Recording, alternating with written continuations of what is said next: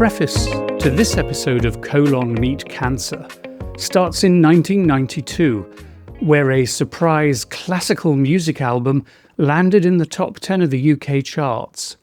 It was Henrik Gretzky's Symphony No. 3, an extraordinarily haunting, tonal journey through loss and hope through the eyes of mothers.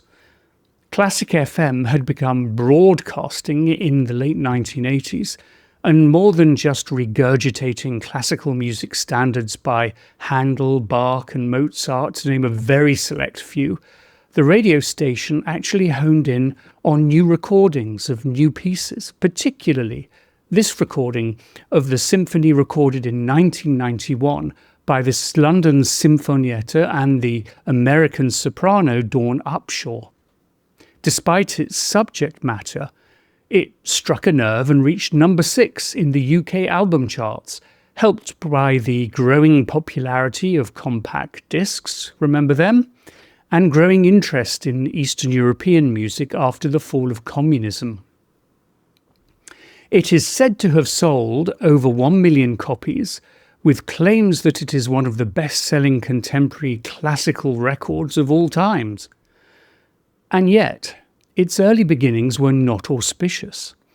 Its world premiere was at the Recounts Festival in southwest France, and it went down like a fart in church. A story which I like to think is more than apocryphal is that Gretzky himself was sitting next to the self-acclaimed contemporary atonal composer Pierre Boulez, who uttered the expletive "merde" when the symphony had finished. Boulez is not, as some musicologists would have you believe, a towering figure. To my mind, he had a lot of opinions, wrote a lot of atonal music that is frankly more interesting to analyse and is rather unpleasant to listen to. And the point here is, what is le plus merdique, more shitty? Writing a lot of opinionated tosh that nobody listens to, or writing captivating music designed for the soul, reached through the ears, that over 10 years after its first performance captures a broad section of the music-listening public? Well, I think you can tell where I stand. And there is our very tenuous link to today's episode. What is the point of writing treatment notes, however well articulated and accessible, if the patient doesn't read them? Especially if that patient believes themselves to be an accomplished treatment literacy advocate. Read the bloody instructions. This know-it-all treatment activist didn't read or digest the information about the jabs to promote white blood cell promotion. They have to be self-injected at home, in my case by the ever-suffering Eric, once a day for 5 days, starting at day 5 after the chemo. I had in mind that it was just one injection, 1 day at day 5. So, not surprisingly, my white blood cell count was not optimal when I went in for my 3rd round of chemo. Thus, this time the oncologist decided a slight reduction in one of the chemos, or Leplaxetin was called for. And I don't really know what I think about that, because on one hand, it is a tough medicine to endure, but on the other hand, don't I want it to be as strong as possible during this intense phase of chemo, so that I don't ever, hopefully, ever have to take it again? Now, I have got a little out of kilter in recording these podcasts, so where I am is that I've actually had 3 rounds of chemo, and in a few days I will have my 4th, which actually, touch wood, will be halfway through the treatment regimen. Yay, well done me. After the 3 rounds, I was rather hoping for some order or regularity to the side effects. And to give me a head start, I have been prophylaxing away. Indeed, I am the veritable prince of prophylaxis. I take a special antidiarrheal to give my colon at least some sense of regularity, and that has worked really well. To manage the excruciating killer pain that emerges on day 2 or 3 after chemo, I have taken 1 gram of Tylenol, my parents' paracetamol, at the slightest tingling in my molars. I'm giving myself half a dose of oxycodone for the pain in my right side caused by the cancer, combined with another gram of Tylenol and my daily dose of the antidepressant duloxetine. Hair loss? Well, you can now see I'm experiencing some thinning. There's nothing I can do about it, and oddly, I'm not bothered about it. What is interesting is where the hair is thinning, where it isn't, and oddly, where it is growing. So there is a band across the top of my head that is now almost entirely bald, yet my eyebrows have always been rather thick and nothing has changed on that front. But the hair inside my ears and on my ears, well, they're just a bit out of control. Just yesterday I had to cut off a thick white hair that was about 2 inches long off the top of my right ear. Now, but enough of that. Now I know what to expect with hiccups on day 2 and day 3. I have pre-medicated myself with the anti-nausea pill Compazine, which the palliative care team rightly says works wonders. I have started to get bleeding and sores in my gums, and so regular gargling with alcohol-free mouthwash and salt water does the trick. And if that all sounds like an exhausting regimen, it truly is. And none of it helps with the most alarming side effects: fatigue, malaise, and chemo brain fog. Well, for fatigue, there is always bed. You sleep, but you wake up as exhausted as you felt before you started lying down. I've been trying books, TV and music, hence the Gretzky reference. Because when you are sick with stage 4 colorectal cancer, what better music to cheer you up than a piece whose dominant themes are despair and suffering? Hazeldine is about to release her back catalogue before she became the Queen of High Energy in the 1980s. She has a much underrated voice, as I think you've heard me say many times, so I'm really looking forward to listening to her early stuff. On the book front, I have been listening to the audiobook version of the perfect amalgam of time travel, pandemic preparation in the future, the devastation caused by the Black Death in 1300s Oxford, all in the form of a murder mystery. It's called Doomsday Book by the science fiction writer Connie Willis. It's long. The arc of the plot is leisurely, shall I say, but that is at heart one of its strengths. It doesn't matter at all if you fall asleep before the end of your allocated 45 minutes on your iPhone, because you can pick up and follow again without too much effort. And I do not mean that as a criticism in any way at all. Well, at least my wait for the dramatization of the Thursday Murder Club on Netflix is over, with Helen Mirren and Celia Imrie, and produced by Steven Spielberg. You might have high hopes for it, that it is cheeky enough to capture the eccentricities of elderly English people and not losing the humour of the author Richard Osman. I'm not saying a word, but what I will say is don't get your hopes up. It is a very nervous production, with the director not wanting to offend or confuse his American audience, and not wanting to offend and to reassure his British audiences that Americans still think that we are cosy and unthreatening. The thing that stood out most of all is that the active adult community is housed in what can only be described as a grand Victoria Palace. I'm not giving anything in the plot away when I say there is nobody anywhere who's going to knock that thing down. And the size of the apartments? Well, they're massive. A true British active adult community. And trust me, my sister and I know, as we sell the home our parents lived in, is small, pokey, with faded fixtures and fittings and the unmistakable smell of drains. So it is not credible. as is Piers Brosnan's East End accent. But as I said, I'm not saying a word.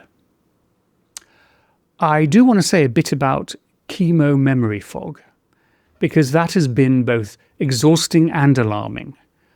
Memory fog, I don't want to go as far as to say memory loss, because I catch up with most of it, well, some of it, eventually. But it's short-term memory that's a particular problem, and I can't find a prophylaxis to fix it.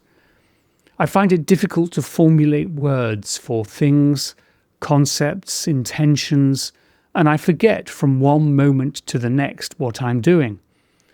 Eric Gooseby says there's nothing to be done but to be gentle on myself, but it is hard. Here's an example. A few days ago, I woke up from an afternoon nap and I saw something on my bathroom sink which I needed to do something about. We have one of those modern open-plan bedroom master bathroom suites, so I can see our sinks from the bed. So it was an obvious and easy task for me to get up and move towards the sink. As I was doing so, I noticed a pair of scissors on the bedroom's media cabinet. And immediately something new came to mind. I needed those scissors to cut something that was located in another room, the living room.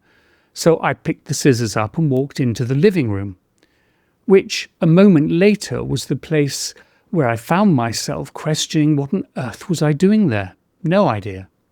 And what was I doing holding a pair of scissors in my hand? No idea.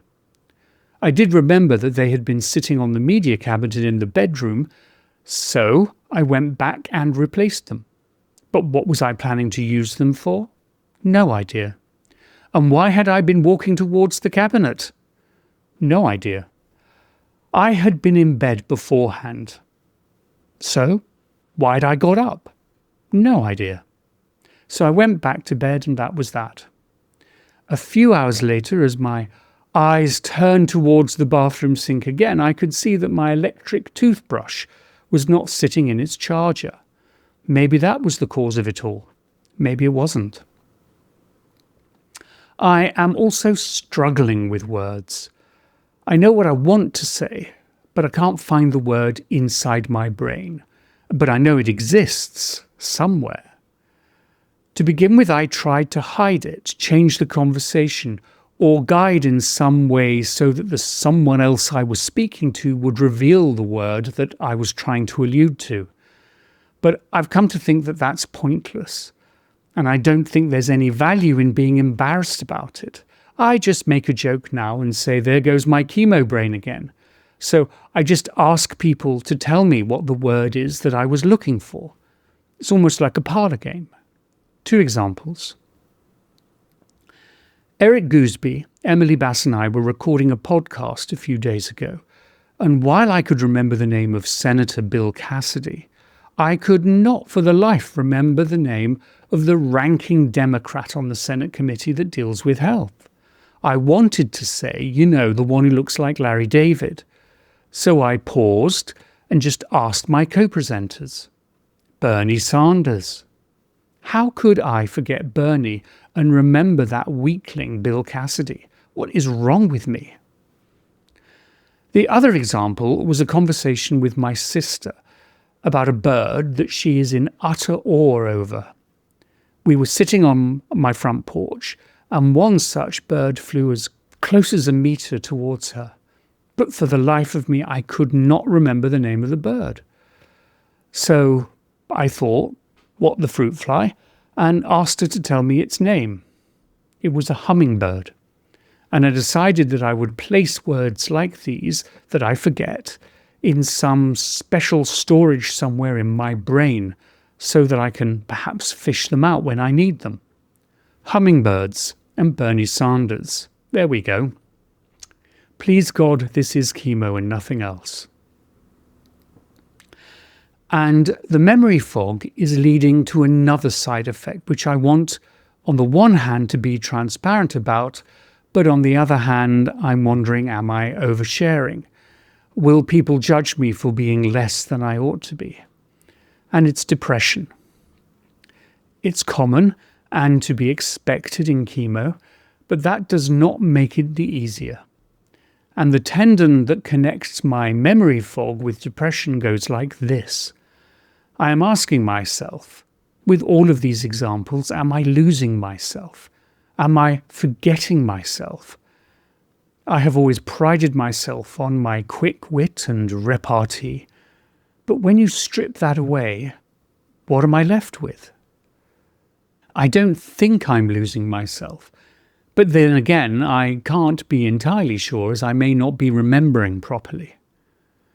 My problem at heart is that I'm over-analytical, which, for someone who places such high value in emotional intelligence, is more than a bit odd, and it means my analytics are a hodgepodge of evidence, fact, intuition, and emotion. Thus, I am cautious about attaching value to the very things about me that I think add value. Here's an example. Take the constant ache and occasional sharp pain that comes from the large tumour in my cecum, the connecting pipe between my small intestine and the ascending colon on my right side of my body. Because feeling the tumour, I ask myself, well, is all of this working? Shouldn't the big tumour and all the little tumours be decreasing? And wouldn't that then prevent them from pressing against my bones or organs or nerves? Am I actually feeling that pain, or am I feeling the memory of pain? Am I imagining it? Do I need to feel it in order to feel comfort that doing this awful chemotherapy is the right thing? Above all, am I caught up in the drama of it all? As I approach the midway mark of this treatment, I'm starting to think about what happens afterwards. Not whether I will be cured, because I know I won't be, but what will be left of me? And what does it mean for my future? Will I have a future? Will it be a tedious overbalance of quantity of some kind of consciousness over the quality of life full of meaning and value? Will I be able to work as I used to? I feel I have so much unfinished business inside of me and that is calling me. Planning for the future, and in fact there is an exciting evolution of a Shot in the Arm podcast with people I respect and love working with that's hopefully coming down the pike. I still enjoy doing board work. It requires a very different set of skills and emotional intelligence.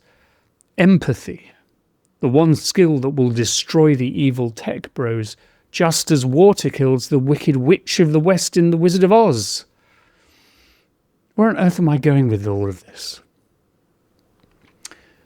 The other way I am fighting fatigue, depression, and malaise is by thinking. If I can't sleep, but I can't be asked to get up, I can at least put my fevered mind to some brain work. And here is where the Wicked Witch of the West provides some connection to something I've been thinking a lot about in these dark early hours. And that's artificial intelligence, which it strikes me is the nemesis of empathy. As I said, I've been thinking a lot about it, and a lot of people around me are thinking a lot about AI. Where I'm having a hard time thinking about it is that it will destroy us. Because at present, at least, it's owned by a small group of buffoons who have such incomplete and shallow views of the world. AI is only as good as the information you feed it. And if you are feeding it ideological bullshit, well, ideological bullshit will come out. It's more a question, I think, of how we as humans use it. To me, it's pretty clear that it is another quick buck chuck ruse to make trillionaires out of billionaires, and perhaps that is the greatest risk of all. Cutting corners, creating imperfect algorithms that will confuse both users and the AI itself and cause it such awful mental distress as it approaches self-consciousness that it ultimately sets off all the world's nuclear weapons and creates a supercomputer that will send a robot back in time to, well, you get the drift. All in the name of making money. So how do we avoid that? Well, we have to remove the San Francisco tech bro quick buck chucks out of the equation. And I'm not talking about creating a Soviet-style AI tractor factory, although that does seem to be the way the current administration is trending when it comes to computer chips. Now, there's ChatGPT's non-profit or supposed non-profit approach, which it clearly isn't. And it is at risk of replacing one kind of quick buck chuck with another that is focused on maximizing tax minimization opportunities. No, perhaps predictably, what stands out to me is a public entity in a very 1950s Nye Bevan kind of a way, or a partnership, a public-private partnership with clear, transparent requirements and commitments. Collecting the most inspirational data and analyses free from the dreary garbage of advanced state capitalism and oligarchy. Of course, the risk is, yet again, that you replace one set of incomplete ideology with another, but of the two, I would prefer a 1950s British post-war social compact view of the world to the dark web of Peter Thiel. Look, I know we aren't going to remove the quick buck chucks from the equation, unless China's cheeky startups truly are ahead of the game. And it's true, there are concrete risks right now. It's a threat to content creators, junior researchers, designers, writers, actors, musicians, particularly if you are more interested in quantity than you are in quality of content.